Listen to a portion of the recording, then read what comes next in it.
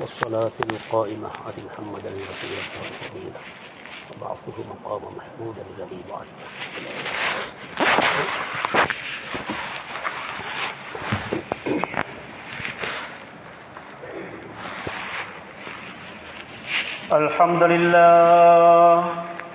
الحمد لله حمدا كثيرا كما أمر، ونشهد أن لا إله إلا الله وحده لا شريك له، ونشهد أن سيدنا محمدا عبده ورسوله، صلى الله على محمد وعلى آله وأصحابه ما اتصلت عين بنظر.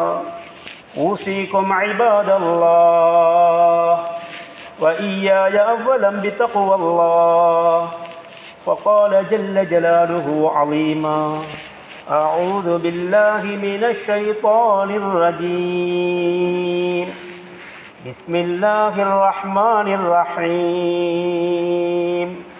قد أفلح المؤمنون الذين هم في صلاتهم خاشعون والذين هم عن اللغو معرضون والذين هم للزكاة فاعلون. صدق الله مولانا العلي العظيم. وقال النبي صلى الله عليه وسلم: من تمام إسلامكم أن تؤدوا زكاة أموالكم أو كما قال عليه الصلاة والسلام. அளவற்ற அருளாளனும் நிகரற்ற அன்புடையோனுமாகிய அல்லாஹு ஜல்ல ஷானுஹு வ தஆலாவின் திருநாமத்தினால் இன்றைய குதுபா பிரசங்கத்தை ஆரம்பிக்கின்றேன். இந்த உலகத்திற்கு இறுதியாகவும் அருளாகவும் அனுப்பி வைக்கப்பட்ட எங்களுடைய நபி முஹம்மது முஸ்தபா ஸல்லல்லாஹு அலைஹி வஸல்லம் அவர்கள் மீது, அவர்கள் வாழ்க்கை வழிமுறை எடுக்கிற அந்த சஹாபாக்கள், தாபிஊன்கள், தபா தாபிஈன்கள் மற்றும் கியாமத்துடைய நாள் வரும் வரையில் எவரவர்கள் எல்லாம் அவர்களின் வாழ்க்கை வழிமுறை எடுத்து நடப்பார்களோ அப்படிப்பட்ட நல்லோர்கள் அனைவர்களின் மீதும் அல்லாஹ்வின் சாந்தியும் சமாதானமும் கபூலியத்தும் அருள் உருவாகட்டும். புனிதமான ஜுமாவுடைய ஃபர்தை நிறைவேற்ற வேண்டும், முழுமையான நன்மைகளை அடைந்து கொள்ள வேண்டும் என்ற நல்ல நியத்துடன் நேர காலத்துடனே அல்லாஹ்வின் இல்லமாம் பள்ளிவாசலை நோக்கி வந்து அமைதியாக அமர்ந்திருக்கும் அல்லாஹு ஜல்ல ஷானுஹு வ தஆலாவின் நல்லடியார்களே, நேசர்களே, எல்லா நிலையிலும் எல்லா விடயங்களிலும் அல்லாஹ் ஒருவனையே பயந்து நடந்து கொள்ள வேண்டும் என்று தக்வாவுடைய வசியத்தை முதலில் எனக்கும் அதை துயர்ந்து உங்களுக்கும் நான் ஞாபகப்படுத்திக் கொள்கின்றேன். இன்றைய குதுபா பிரசங்கத்தை பொறுத்தவரையில் பல விஷயங்களை ஞாபகப்படுத்துவது பொருத்தமாக இருந்தாலும் நேரத்தினுடைய காலத்தினுடைய தேவையை கருத்தில் கொண்டு மிக முக்கியமான ஒரு தலையங்கம் இங்கு தெரிவு செய்யப்பட்டிருக்கிறது. எங்களுக்கு தெரியும், இன்ஷா அல்லாஹ் இன்னும் ஒரு 35 நாட்கள் சுமார் இருக்கின்றன. ரமதானுடைய மாதத்தை எதிர்பார்த்திருந்து கொண்டிருக்கிறோம். எனவே அதற்கு முன் மிக முக்கியமான பரலான காரியங்களில் ஒன்றான ஜகாத் சம்பந்தமான முழுமையான ஜகாத்தை முறையாக கொடுப்பது எப்படி, கூட்டு நிறுவனத்தோடு சேர்வதன் பிரயோஜனங்கள் என்ன, அதை தனிப்பட்டவர்கள் கொடுப்பதன் மூலம் வரக்கூடிய லாபத்தை விட எவ்வளவு நஷ்டம் வரப்போகிறது என்பது போன்ற பல செய்திகளை உள்ளடக்கியதாக இந்த குதுபா பிரசங்கத்தை நோக்குவோம். திருமறை அல் குர்ஆன் சொல்லுகின்ற ஒரு விஷயத்தோடு இந்த தலையங்கத்தை ஆரம்பிப்பது பொருத்தம் என கருதுகிறேன். அல்லாஹு ஜல்ல ஷானுஹு வ தஆலா வாரிசூன்கள் என்று அல் குர்ஆன் பேசுகிறார். வாரிசூன் என்றால் வராசத்தாக அடைந்து கொள்ளக்கூடியவர்கள் என்று அர்த்தம். ஜன்னத்துல் ஃபிர்தௌஸ் என்ற உயர்தரமான சுவர்க்கத்தை வாரிசாக அடைந்து கொள்ள தகுதியான சில மனிதர்கள் இருக்கிறார்கள் என்று அல் குர்ஆன் சொல்கிறார். அவர்கள் யார் என்று பார்த்தால் அவர்களிடம் இருக்க வேண்டிய 7 பண்புகள் இருக்கின்றன. அந்த 7 பண்புகள் யாரிடம் இருக்குமோ அவர்கள் ஜன்னத்துல் ஃபிர்தௌஸ் என்ற உயர்ந்த சொர்க்கத்தின் சொந்தக்காரர்களாக ஆகுவார்கள் என்று அல் குர்ஆன் சொல்கிறார். சொன்னார்கள் முஹம்மது ரசூல் ஸல்லல்லாஹு அலைஹி வஸல்லம், நீங்கள் சொர்க்கத்தை அல்லாஹ்விடம் கேட்டால் ஜன்னத்துல் ஃபிர்தௌஸை கேட்பீர்களாக, அது மிக உயர்வான சுவர்க்கம் என்று முஹம்மது ரசூல் ஸல்லல்லாஹு அலைஹி சொல்கிறார்கள்.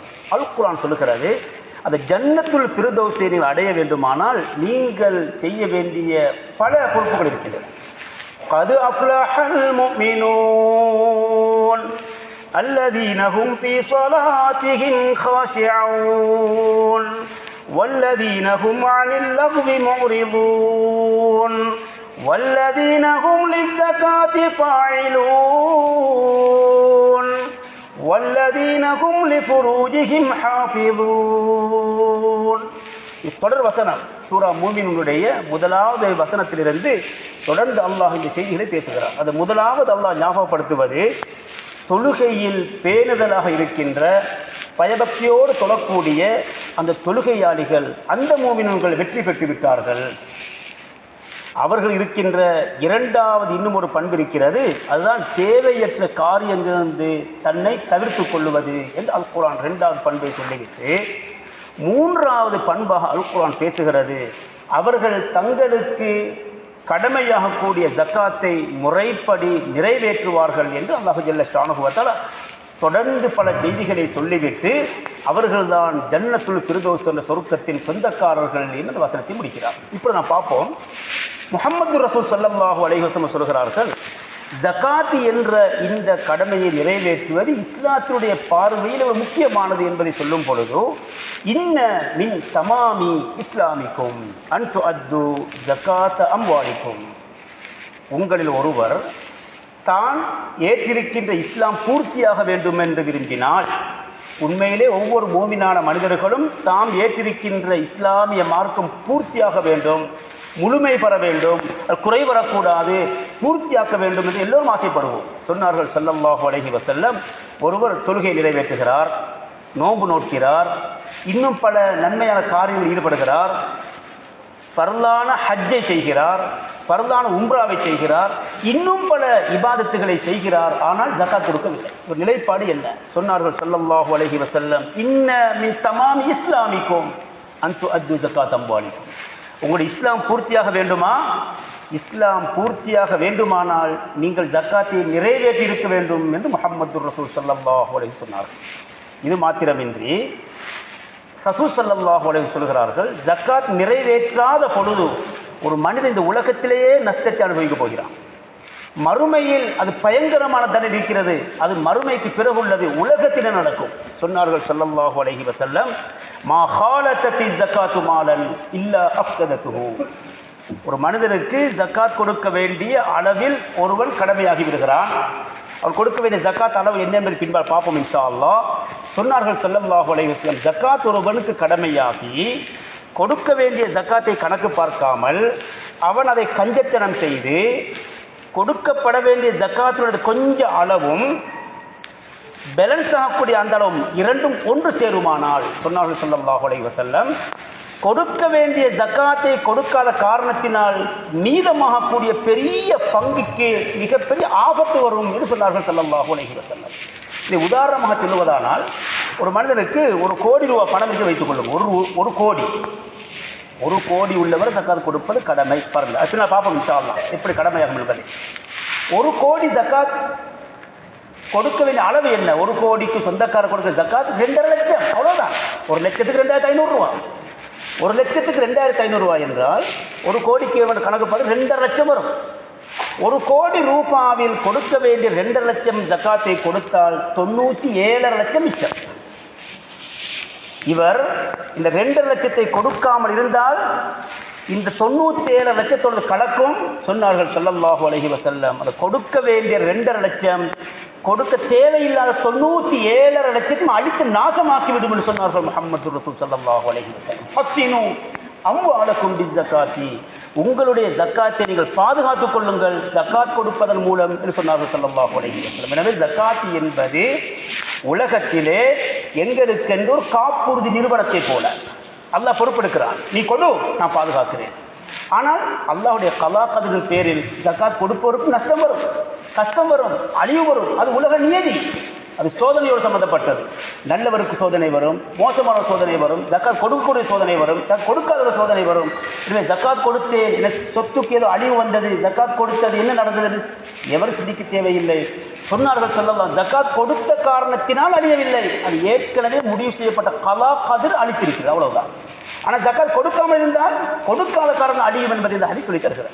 இப்பொழுது நாம் நேரடியாக விஷயத்துக்கு வருவோம். அப்படியான ஜக்காத் யார் கொடுக்க வேண்டும் என்ற ஒரு கேள்வி வரும்.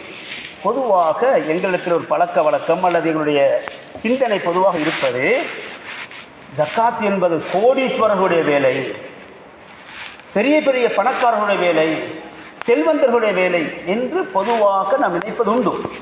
ஆனால் ஜக்காத்தை பொறுத்தவரை ரசூலுல்லாஹுடைய காலத்திலிருந்து இன்ஷா அல்லாஹ் கியாமத்து நாள் வரும் வரையில் அதற்கென்று ஒரு அளவு இருக்கிறது. அந்த அளவுக்குரியவராக யாரெல்லாம் இருப்பாரோ அவரெல்லாம் ஜக்காத் கொடுக்க வேண்டும். எப்படின்னு பாருங்கள். ரசூல் ஸல்லல்லாஹு அலைஹி வஸல்லம் அவருடைய காலத்துடைய கணக்கு பிரகாரம் இன்றைய அறிஞர்களுடைய கருத்து 10.5 பவுன் தங்கம், 10.5 பவுன் தங்கம் யாரும் இருக்குமோ அல்லது தங்கத்துக்கு நிகரான பணம் இருக்குமோ அல்லது அந்த 10.5 பவுனுக்கு நிகரான வியாபார பொருள் இருக்குமோ, இப்படி யாரெல்லாம் இருக்குமோ அவர் ஜக்காத் கொடுக்க வேண்டும். அவ்வளவுதான். 10.5 பவுன் என்பது இன்றைய காலத்தை பொறுத்தவரையில் கிட்டத்தட்ட 22.5 லட்சம் என்று கணித்து சொல்கிறார்கள். 22.5 லட்சம். 22.5 லட்சத்தினுடைய சொந்தக்காரர் ஜக்காத் கொடுக்க வேண்டும். அவ்வளவுதான். உதாரணத்துக்கு சென்ற ரமதானுடைய மாதம் 1ஆம் பிறையில் வைத்துக் கொள்ளுங்கள். ஒரு 22.5 லட்சம் முதலீடு செய்து ஒரு வியாபாரத்தை ஆரம்பித்தார். உதாரணத்துக்கு இன்ஷா அல்லாஹ் இந்த 2025 ரமதான் மாதம் 1வது பிறை இவர் கணக்கு பார்க்க வேண்டும். 22.5 லட்சம் நிசாபு, அந்த பணம் இருந்தாலும் அதற்காக கொடுப்பார், அதற்கு கூடினாலும் கொடுப்பார், குறைந்தால் கொடுக்க தேவை. அவ்வளவுதான். இப்படி ஜக்காத் சம்பந்தமான சட்டத்திட்டங்கள் கேட்டு அறிந்து கொள்ளுங்கள். ஆக குறைந்தது நிசாப் என்ற அளவு 22.5 லட்சத்தினுடைய சொந்தக்காரர் ஜக்காத் கொடுப்பது கடமை. அவ்வளவுதான். ஒரு வருஷம் பூர்த்தியாகினால் ஜக்காத் கொடுப்பது கடமையாகும் என்ற சட்டத்தை மட்டும் ஞாபகம் வைத்துக் கொள்வோம். அப்படியானால் இந்த அக்குரனை பொறுத்தவரை கிட்டத்தட்ட 80,000 பேர் வாழுகின்ற இந்த திருமக்கம் என்று புகழ்பெற்ற இந்த அக்குரை நகரிலே 80,000 பேர் வாழுகிறோம். சுமார் கிட்டத்தட்ட 16,000 குடும்பம் வாழ்ந்து கொண்டு இருக்கிறது. எப்படி என்றால் 80,000 என்பதை கிட்டத்தட்ட சுமார் ஒரு குடும்பத்துக்கு 5 பேர் கணக்கு பாருங்க, 16,000 குடும்பம் வரும். இந்த 16,000 குடும்பம் 80,000 பேர். இந்த ஜக்காத் கிட்டத்தட்ட 6,000 பேர் 5,000 பேர் கடமையாகும். அப்படியானால் இந்த 5,000 6,000 பேரும் ஜக்காத் கொடுக்கிறார்களா? அப்படியே கொடுத்தாலும் சரியாக கொடுக்கிறார்களா? அப்படியே கொடுப்பவர்களும் நிறுவனம் என்ற ரீதியில் சேர்ந்து கொடுக்கிறார்களா என்று பல கேள்வி இருக்கின்றன. எப்படியோ நிறுவனத்தோடு சேர்ந்தோ தனிப்பட்டவர்கள் ஜக்காத் கொடுப்பது முதல் வாஜிப், அதன் மூலம் விளங்கும். இப்பொழுது நாம் அடுத்த பகுதிக்கு வருவோம். இன்ஷா அல்லாஹ். நேரம் மிக சுருக்கமாக இருப்பதனால் அவசரமாக சொல்லிக் கொடுத்திருக்கிறேன். இந்த ஜக்காத் என்ற இந்த இபாதத்தை நிறைவேற்றுவதன் மூலம் பல லாபங்கள் இருக்கிறது பேசுகிறேன் பார்த்தோம். அதில் மிக முக்கியமான ஒன்று தெரியுமா? அல்லாஹ் தஆலா மனிதனுடைய இயல்பாக படைத்திருக்கின்ற இந்த கஞ்சத்தனம் என்ற அந்த பயங்கரமான மோசமான அந்த பழக்கம் இல்லாமல் போய்விடும். ஜக்காத் என்ற இந்த இபாதத்தின் மூலம் ஒரு மனிதனுடைய உள்ளத்தில் இருக்கின்ற கெட்ட பகில்தனம் என்று சொல்லுவோம், கஞ்சத்தனம் என்று சொல்லுவோம், அந்த தன்மை இல்லாமல் ஆகிவிடும். அது மாத்திரமின்றி இதன் மூலமாக மனிதன் அடையக்கூடிய மிகப்பெரிய பாக்கியம் என்ன தெரியுமா? அடுத்த மனிதன் இவரால் வாழுவார். சுப்ஹானல்லாஹ். சொன்னார்கள் ஸல்லல்லாஹு அலைஹி வஸல்லம், மன் நஃபஸ அன் முஃமினின் குர்பத்தன் மின் குரபித் துன்யா, யார் இந்த உலகத்தில் ஒரு மூமினுடைய கஷ்டத்தை துன்பத்தை இந்த உலகத்தில் நீக்கி வைப்பாரோ, நஃபஸல்லாஹு அன்ஹு குர்பத்தன் மின் குரபி யௌமில் கியாமா, அல்லாஹ் தஆலா இவருடைய கஷ்ட துன்பங்களை மறுமையுடைய நாளையில் நீக்கி வைப்பான்னு சொன்னார்கள் ஸல்லல்லாஹு அலைஹி வஸல்லம். மன் யஸ்ஸர அன் முஅ்திரின் யஸ்ஸரல்லாஹு அலைஹி ஃபித் துன்யா வல் ஆகிரஹ், இந்த உலகத்தில் யார் அடுத்தவருடைய கடன் சுமையை கஷ்ட துன்பத்தை நீக்கி வைப்பாரோ அல்லாஹ் ஜல்ல ஷானஹு வ தஆலா மறுமையிலும் இந்த உலகத்திலும் அல்லாஹ் தஆலா அவருடைய வேலைகளை லேசிப்படுத்தி கொடுப்பான்னு சொன்னார்கள் முஹம்மதுர் ரசூல் ஸல்லல்லாஹு அலைஹி வஸல்லம். இனி நாம் இந்த ஜக்காத் என்ற இந்த இபாதத்து ஃபர்து என்பது விளங்கியது போல, யார் கொடுக்க வேண்டும் என்று விளங்கியது போல, கொடுத்தால் என்ன கிடைக்கும், கொடுக்காமல் என்ன நடக்கும் என்பதை சுருக்கமாக பார்த்தோம். இப்பொழுது நாம் பார்ப்போம், இந்த ஜக்காத் என்ற இந்த இபாதத் இஸ்லாத்தினுடைய எந்த தராதரத்தில் அந்தஸ்து இருக்கிறது என்று பார்த்தால், முதலாவது கலிமா, இரண்டாவது தொழுகை, மூன்றாவது ஜக்காத், நாலாவது நோன்பு, அடுத்த ஹஜ். இஸ்லாத்தினுடைய பருந்துகள் என்ற அந்த 5 கடமைகளிலே 3வது ஸ்தானத்தில் இருப்பதாக அறிஞர்கள் சொல்கிறார். ஹதீஸில் வித்தியாசமாக சில பல ரிவாயத்தில் இருந்தாலும் 3வது கடமையாக ஜக்காத்தை அறிஞர்கள் சொல்லி தருகிறார். இனி இந்த ஜக்காத் என்ற கடமை ரசூலுல்லாஹுடைய காலத்திலே எப்படி செய்தார்கள் ரசூலுல்லாஹ்? உதாரணத்துக்கு பரந்தான தொழுகை, சுபஹ் தொழுகை, லுஹர் தொழுகை, அசர் தொழுகை, மக்ரிப் தொழுகை, இஷா தொழுகை, இந்த 2 முறையும் இருக்கிறது. எப்படி இந்த 5 தொழுகை இருக்கிறது. இதை சில பேர் தனியே தொழுவார்கள், சில பேர் ஜமாத்து தொழுவார்கள். ரசூலுல்லாஹ் என்ன செய்தார்கள் என்று பார்த்தால், நீங்கள் தொழுகின்ற இந்த தொழுகையை நீங்கள் தனிப்பட்ட முறை நிறைவேற்றாமல் இமாம் ஜமாத்தோடு சேர்ந்து ஜமாத்தாக நிறைவேற்றுங்கள், 27 மடங்கு நன்மை கிடைக்கும் என்று சொன்னார்கள் ஸல்லல்லாஹு அலைஹி வஸல்லம். எதற்காக? ஜமாத்து என்ற அந்த கூட்டாக சேருவதில் பிரயோஜனத்தை ரசூலுல்லாஹ் விளங்கிய காரணத்தினால் அதை மனிதன் விளங்கிக் கொள்வதற்காக 27 மடங்குன்னு சொன்னார். 27 மடங்கு. இதை நாங்கள் வெளிப்படையில் ஒரு பணத்தோடு ஒப்பிட்டு பார்த்தால், உதாரணத்துக்கு வெளிநாட்டு கரன்சியோடு ஒப்பிட்டு பார்த்தால் விளங்கும். ஒரு தாள் எவ்வளவு என்று தெரியும். ஒரு தாளை மாற்றினால் ஜப்பானுடைய எண்ணுக்கு 20,000 பெரிய கணக்காக விளங்கும். இதே போல ஒவ்வொரு தீனாருடைய பொறுமதி, குவைத்துடைய, இதே போல வெளிநாட்டு அரபு நாடுகளுடைய தீனார், திர்ஹம், ரியால் என்று சொல்கிறோம். இப்படி ரசூலுல்லாஹ் மனிதன் விளங்கிக் கொள்வதற்காக தொழுகையை இமாம் ஜமாஅத்தோடு நிறைவேற்றினால் எவ்வளவு பெரிய கூலி கிடைக்கும் என்று விளங்கப்படுத்துவதற்காக 27 மடங்கு சொன்னார். ஆனால் 27 மடங்கினுடைய பொறுமதி எவ்வளவு சொல்லலாமா? ஒரு நன்மையினுடைய பாரம் எவ்வளவு, அது எவ்வளவு பாரம், அது எவ்வளவு வெயிட், அதனுடைய தராதரம் என்ன, அதற்கு கை கொடுக்கும் லாபம் என்ன என்பதை ரசூலுல்லாஹ் விளங்கப்படுத்த இந்த உலகம் போதாது. ஒரு நன்மையை ஒரு மனிதன் விளங்கினால் நெஞ்சு வெடித்து அவன் இறந்து போவான்னு சொல்லப்படுகிறது. அந்த அளவுக்கு ஒரு நன்மையினுடைய பாரம் மிக கூடிய. எனவே சுருக்கமாக விளங்கிக் கொள்வதற்காக ஒரு இமாம் ஜமாஅத்தோடு சொல்வது 27 மடங்கு சொன்னார்கள் ஸல்லல்லாஹு அலைஹி வஸல்லம். எனவே ஒருவர் தனியே நிறைவேற்றினாலும் தொழுகை கூடும். ஆனால் 27 மடங்கு கிடைக்குமா? 27 தடவை தொழுதால் ஆண்களை கிடைக்குமா? மலக்குமாரோடு கூட இமாம் ஜமாஅத்தோடு இமாம் தொழுவிக்கிறார். பிஸ்மில்லா சொல்லி ஆரம்பித்தார், சூரா ஃபாத்திஹாவை ஓத வலல்லால் என்று முடித்தார். முடித்தவுடன் இமாமும் ஆமீன் சொல்கிறார், மாமும்களும் ஆமீன் சொல்கிறோம். சொன்னார்கள் ரசூலுல்லாஹி இதா வாஃபகத் தஅமீன, எந்த மனிதனுடைய ஆமீனோடு சேர்த்து ஒரு மலக்கினுடைய ஆமீன் சேருமோ குஃபிரத் லஹு, சொன்னார்கள் ஸல்லல்லாஹு அலைஹி வஸல்லம், பாவமெல்லாம் மன்னிக்கப்படும். 27 தடவை தனித்தனியே தொழுதாலும் இந்த பாக்கி கிடைக்குமா? கிடைக்காது. இது உதாரணத்துக்கு ஒரு தொழுகை. சொன்னார்கள் முஹம்மது ரசூல் ஸல்லல்லாஹு அலைஹி வஸல்லம், தொழுகை எப்படி இமாம் ஜமாஅத்தோடு தொழுவது வலியுறுத்தப்படுகிறதோ இதே போல ரசூலுல்லாஹ் தன்னுடைய வாழ்க்கையிலே தன்னுடைய சஹாபாக்கள் கொடுக்க வேண்டிய ஜக்காத்தை எப்படி நிறைவேற்றினால் மிக சிறந்த கூலி கிடைக்குமோ அந்த முறையை விளங்கப்படுத்தினார். எப்படின்னு கேளுங்கள் பார்ப்போம். உமர் ரலியல்லாஹு அன்ஹு எல்லோருக்கும் தெரிந்த ஒரு சஹாபி, மிக முக்கியமான சஹாபி ரலியல்லாஹு அன்ஹு. இப்னு மஸ்ஊத் ரலியல்லாஹு அன்ஹு இது மிக முக்கியமான ஒரு சஹாபி. அபு ஜஹம் ரலியல்லாஹு அன்ஹு இவரும் ஒரு மிக முக்கியமா. உக்பா பின் ஆமிர் ரலியல்லாஹு அன்ஹு, முஆத் பின் ஜபல் ரலியல்லாஹு அன்ஹு, அப்துல்லாஹ் பின் ஸாயித் ரலியல்லாஹு அன்ஹு, இதெல்லாம் புகாரி முஸ்லிம்ல வரக்கூடிய ஒரு ஹதீஸ்கள். சுருக்கமா பேரை குறிப்பதற்காக ஞாபகப்படுத்துகிறோம். இவர்கள் யார்? இவர்கள் யார் என்று பார்த்தால் இவர்கள் ரசூலுல்லாஹுடைய காலத்திலே ஆமிலூன்கள் என்று அழைக்கப்பட்டவர்கள், அல்லது சுஆத் என்று அழைக்கப்பட்டவர்கள், அல்லது முஸத்திகூன்கள் என்று அழைக்கப்பட்டவர்கள். இந்த ஆமிலூன், சுஆத், முஸத்திகூன் சொன்னால் வரைவிலக்கு என்ன தெரியுமா? ஜகாத்தை சேகரித்து கூட்டு நிறுவனம் பயன்படுத்தி அந்த ஜக்காத்தை சேகரிக்கக்கூடியவர்களுக்கு ரசூலுல்லாஹுடைய காலத்தில் இந்த பெயர் தான். அப்படியானால் ரசூல் முஹம்மது முஸ்தபா ஸல்லல்லாஹு அலைஹி வஸல்லம் ஜகாத் என்ற இந்த கடமை கூட்டாக நிறைவேற்றுவது எப்படி என்பதை விளங்கப்படுத்தியது மட்டுமின்றி நடைமுறையில் உமர் ரலியல்லாஹு அன்ஹு, இப்னு மஸ்ஊத் ரலியல்லாஹு அன்ஹு, அபு ஜஹம் ரலியல்லாஹு அன்ஹு, உக்பா பின் ஆமிர் ரலியல்லாஹு அன்ஹு, முஆத் பின் ஜபல் ரலியல்லாஹு அன்ஹு, அப்துல்லாஹ் பின் ஸாயித் ரலியல்லாஹு அன்ஹு போன்ற இந்த சஹாபாக்களை ஆமில்களாக நியமித்திருந்தார்கள்.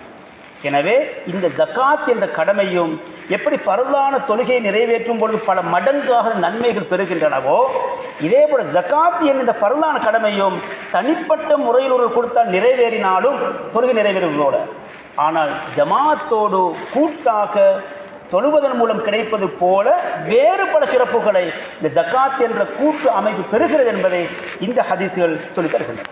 இன்னும் ஒரு கேள்விக்கு வருவோம். அப்படியானால் ரசூல் முஹம்மது முஸ்தபா ஸல்லல்லாஹு அலைஹி வஸல்லம் காலத்திலே ஜக்காத் சேகரித்தவர்களுக்கு ரசூலுல்லாஹ் காட்டி இன்னும் ஒரு முறை என்ன இருக்கிறது பார்ப்போம். சொன்னார் ரசூலுல்லாஹுடைய ஆட்சி காலத்திலே கவர்னர் நியமித்திருந்தார்கள், ஆட்சியாளர் நியமித்திருந்தார்கள். சில சஹாபாக்களை கவர்னர் நியமித்து ஊருக்கு அனுப்பினார்கள். அனுப்பும் பொழுது ரசூலுல்லாஹ் சொன்ன வார்த்தை என்ன தெரியுமா? துக்ஹது மின் அக்னியாஇஹிம் வதுரத்து ஃபீ ஃபுகராஇஹிம். சொன்னார்கள் ஸல்லல்லாஹு அலைஹி வஸல்லம், நீங்கள் கவர்னராக செல்லுகிறீர்கள், ஒரு ஊருக்கு பொறுப்பாக செல்லுகிறீர்கள், ஒரு ஏரியாவில் அமீராக இருக்க போகிறீர்கள், நீங்கள் செய்ய வேண்டிய வேலை என்ன?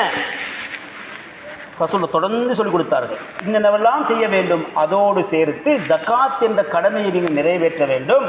எப்படி நிறைவேற்ற வேண்டும்? ஜகாத் எப்படி இருக்கிறது? துக்ஹது மின் அக்னியாஇஹிம், அந்த சமூகத்தில் இருக்கின்ற, அந்த ஏரியாவில் இருக்கின்ற, அந்த ஊரில் இருக்கின்ற, அந்த பிரதேசத்திலே வாழுகின்ற ஜகாத் கடமையானவர்களுடைய ஜகாத்தை எடுத்து, இந்த வார்த்தையை பாருங்கள், தர்ஜுமாவை பாருங்கள். துக்ஹது மின் அக்னியாஇஹிம், அவர்களிலே உள்ள பணக்காரர்களுக்கு இருந்து ஜக்காத்தை எடுத்து ஃபதுரத்து ஃபீ ஃபுகராஹி, அங்குள்ள ஏழை எளியோர்களுக்கு அது கொடுக்கப்பட வேண்டும் என்று சொன்னார்கள் முஹம்மது ரசூல் ஸல்லல்லாஹு அலைஹி வஸல்லம். இது ரசூலுல்லாஹ் செய்தது மட்டுமின்றி சொன்னது என்று வருகிறது. இப்போ இன்னும் பார்ப்போம். சொன்னார்கள் ஸல்லல்லாஹு அலைஹி வஸல்லம், சஹாபாக்களுடைய காலத்தில் சில மனிதர்கள் வந்தார்கள். வந்து ரசூலுல்லாஹ் கேட்டார், யா ரசூலல்லாஹ், ஜக்காத்தை வசூலிக்க எங்களிடம் சில மனிதர்கள் வருகிறார்கள், என்றாலும் அவர்கள் எங்களுக்கு அநீதி இழைக்கிறார்கள், பிழை செய்வது போல தெரிகிறது. சுப்ஹானல்லாஹ். ரசூலுல்லாஹ் சொன்ன வார்த்தை மிக முக்கியமானது. பாருங்க, இந்த மனிதர் கேட்ட கேள்வி என்ன? யா ரசூலல்லாஹ், இன்ன உனாசன் மினல் முஸத்திகீன, ஜக்காத்தை வசூலிக்க வரக்கூடியவர்கள் யஅதூனனா, எங்களிடம் வருகிறார்கள், ஜக்காத்தை வசூலித்துக் கொள்கிறார்கள், ஃபயظلمூனனா, எங்களுக்கு அநீதி இழைத்து விடுகிறார்களே, பிழை செய்கிறார்களே. இந்த அர்த்தத்தை பற்றி பின்னால் பார்ப்போம். ஃபகால ரசூலுல்லாஹ் அர்து முஸத்திகீக்கும், ரவாஹு முஸ்லிம். இது முஸ்லிமில் வரக்கூடிய ரிவாயத்து. இது என்ன இந்த மனிதர் கேட்க போகிறேன் என்று பார்த்தால், நான் தனியாக கொடுத்துக் கொள்ளவா, இவர்கள் பிழை செய்கிறார்களே. சரி, இன்னும் ஒன்று பார்ப்போம். இதை அத்தைத்து ஜக்காத்த இலா ரசூலிக்க ஃபகத் பரித்து மின்ஹா இலா ரசூலில்லாஹ் இலா ரசூலிஹி இலல்லாஹி வ ரசூலிஹி, நாம் இதை அத்தைத்தஹா இலா ரசூலி ஃபகத் பரித்த மின்ஹா இலல்லாஹி வ ரசூல். தர்ஜுமா செய்ய பாருங்கள். கிராமத்து அரபிகள் சிலர் நபி அவர்களும் வந்தார்கள். வந்து, யா ரசூலல்லாஹ், ஜக்காத் சேகரிக்க எம்மிடம் சிலர் வருகின்றனர், அவர்கள் எங்களுக்கு அநியாயம் செய்கின்றனர், இந்த நிலையில் எமது ஜக்காத்தை அவர்கள் கொடுக்காமல் இருக்கலாமா, தனியே கொடுக்கலாமான்னு கேட்கிறார்கள். நீங்கள் அவர்களை திருப்திப்படுத்துங்கள், அதாவது அவர்களிடம் ஜக்காத்தை கொடுங்கள் என்று சொன்னார்கள் ஸல்லல்லாஹு அலைஹி வஸல்லம். அப்படியானால் பிழை செய்தால் பின்னால் பார்ப்போம். ஒருவர் நபியர் வந்து, யா ரசூலல்லாஹ், எதிலும் ஜக்காத் கொடுக்கும் அளவுக்கு செல்வம் சேர்ந்து விட்டது, என ஜக்காத்தை உங்கள் தூதுவரிடம் கொடுத்து விட்டால் நான் அல்லாஹ் ரசூலுக்குரிய பொறுப்பில் இருந்து நீங்கி விடுவேனான்னு கேட்டார். அதுக்கு ஆம், நீங்கள் எனது தூதரிடம் கொடுத்தால் அல்லாஹ் ரசூலின் பொறுப்பில் இருந்து நீங்கி விட்டீர்கள், உங்களுக்கு அது நன்மை கிடைத்துவிடும், அதில் முறைகேடாக நடந்தவர்களுக்கு பாவம் கிடைக்கும் என்று முஹம்மது ரசூல் ஸல்லல்லாஹு அலைஹி வஸல்லம். ஒரு நிறுவனம் ஒரு ஊரிலே, ஒரு நாட்டிலே, ஒரு பிரதேசத்திலே அது அழகாக நடக்குமானால் அது சேருவது பற்றிய ஒரு ஹதீஸ் தான். இன்னும் பார்ப்போம். ஸல்லல்லாஹு அலைஹி வஸல்லம் அவர்கள் மிக விசாலமாக இந்த ஜக்காத்தை பற்றி பேசியிருக்கிறார்கள். இதிலே அம்வாலு லாஹிரா பாத்தினா ரெண்டாக பிரியும். இதை பற்றி அறிஞர்கள் மிக நீளமாக பேசுகிறார்கள். பார்ப்போம், சுருக்கம் பார்ப்போம். சொன்னார்கள் ஸல்லல்லாஹு அலைஹி வஸல்லம், நீங்கள் கொடுக்க வேண்டிய ஜக்காத்தை அல்லாஹ்வுக்காக கொடுக்க வேண்டும். அல் குர்ஆன் இந்த வசனத்தை இப்படி சொல்கிறது, வமா கைதும் மின் ஜகாத்தி துரிதுன வஜ்ஹல்லாஹ் ஃபஉலாயிக ஹுமுல் முضعفون. நீங்கள் அல்லாஹ்வின் பொருத்தத்தை எதிர்பார்த்து சதக்காவாக ஜக்காத்தாக எதை கொடுப்பீர்களோ அத்தகையவர்கள் தான் நன்மையை பன்மடங்காக பெற்றுக்கொள்கின்றனர் என்று திருமறை அல் குர்ஆன் இஹ்லாஸோடு கொடுப்பது பற்றி விளக்கப்படுத்தும்.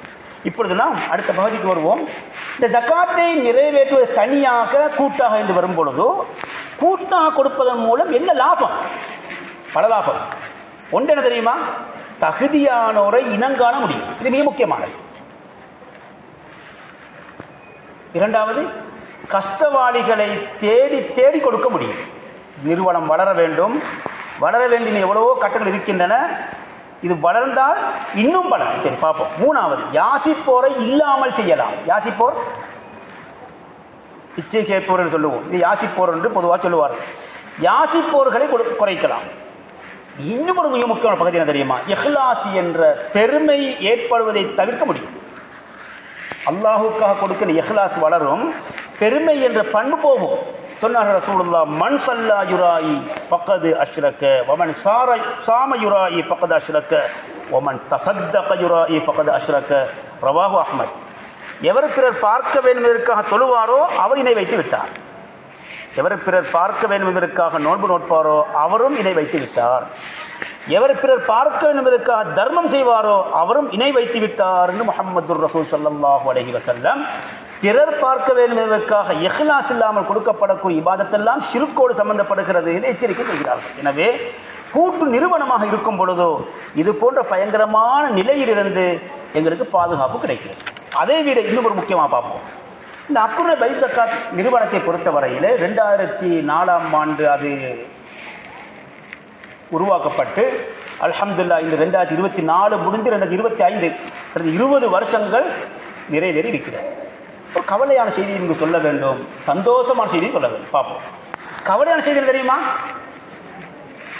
ஏற்கனவே கணக்கு சொன்னதை போல கிட்டத்தட்ட 80,000 பேர் வாழுகின்ற இந்த ஊரிலே கிட்டத்தட்ட 6,000 அல்லது 5,000 பேர் ஜக்காத் கொடுக்க தகுதி இருப்பார்களானால் அவர்களில் பல பேர் கொடுத்துக்கொண்டு இருப்பார்கள். அல்ஹம்துலில்லாஹ், அது அல்லாஹ் அறிந்தவர். 6,000 பேரும் கொடுப்பார்கள். நல்ல வைப்போம் இன்ஷா அல்லாஹ்.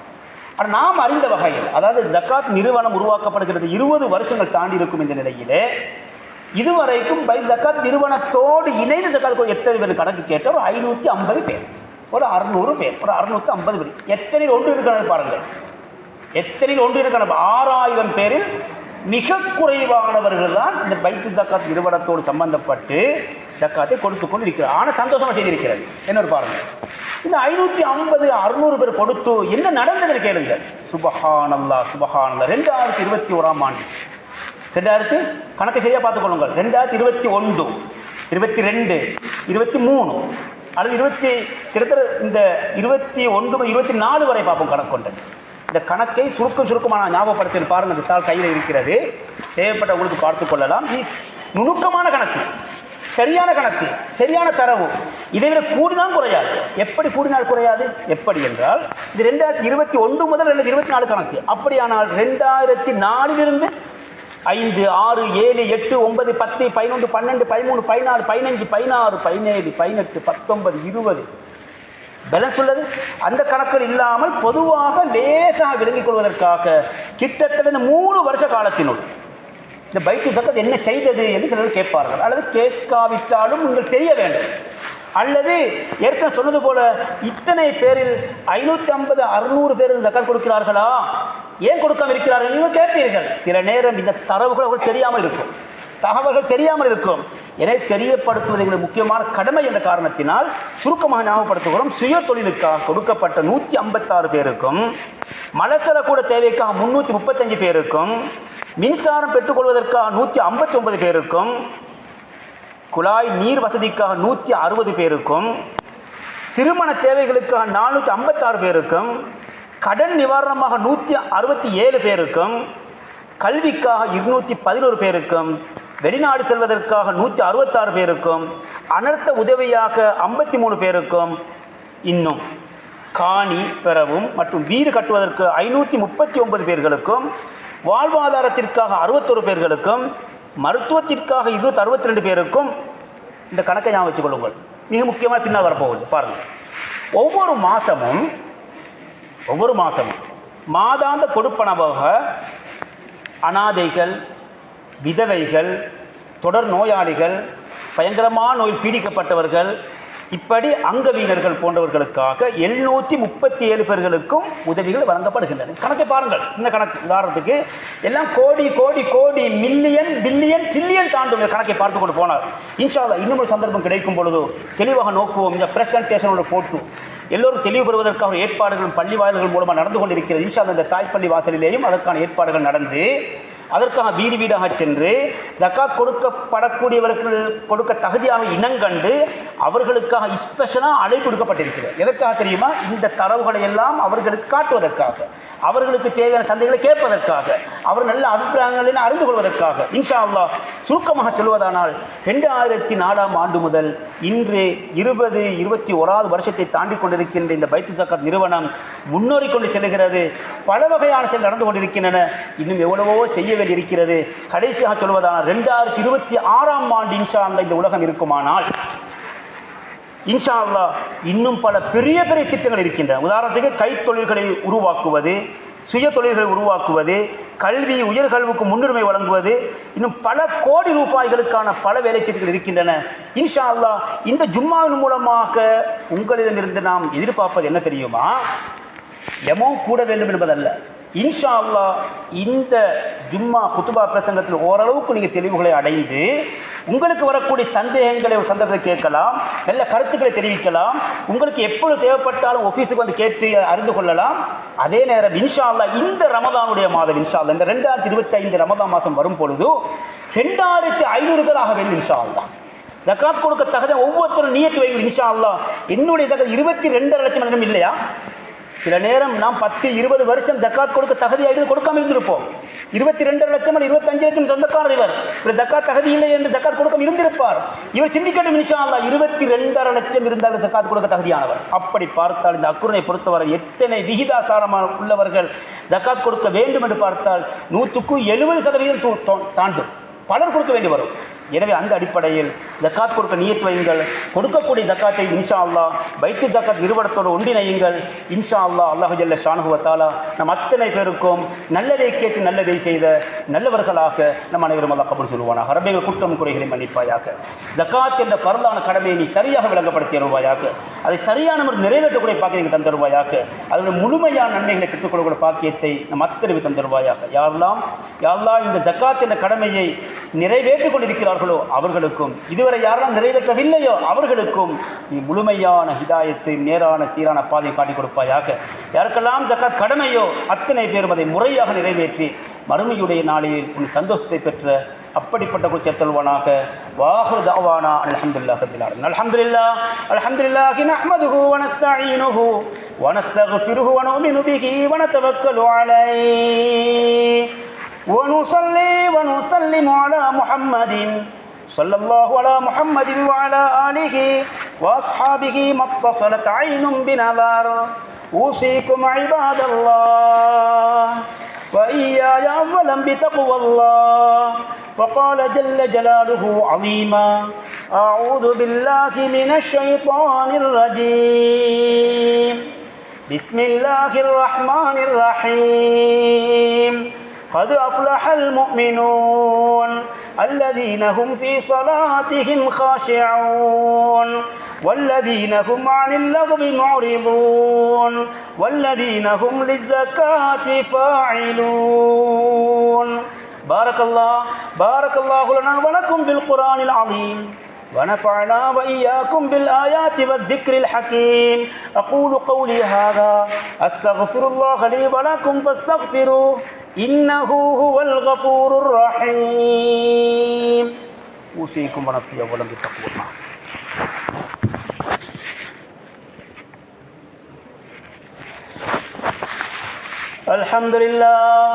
الحمد لله حمدا كثيرا كما أمر. ونشهد أن لا إله إلا الله وحده لا شريك له. ونشهد أن سيدنا محمدا عبده ورسوله. صلى الله على محمد وعلى آله وأصحابه ما اتصلت عين بنظر. أوصيكم عباد الله وإياي أولا بتقوى الله. وقال جل جلاله عظيما: أعوذ بالله من الشيطان الرجيم. بسم الله الرحمن الرحيم. إن الله وملائكته يصلون على النبي يا أيها الذين آمنوا صلوا عليه وسلموا تسليما. اللهم صل على سيدنا محمد وعلى آله الأخيار. وارض عن الخلفاء الراشدين المهديين أبي بكر الصديق وعمر بن الخطاب وعثمان بن عفان وعلي بن أبي طالب رضي الله عنهم وارض عنا معهم برحمتك يا أرحم الراحمين. اللهم اغفر للمؤمنين والمؤمنات والمسلمين والمسلمات الأحياء منهم والأموات. اللهم أجرنا من النار ولا تجعلنا من حطب النار. ربنا اغفر لنا ولإخواننا الذين سبقونا بالإيمان ولا تجعل في قلوبنا غلا للذين آمنوا ربنا إنك رؤوف رحيم.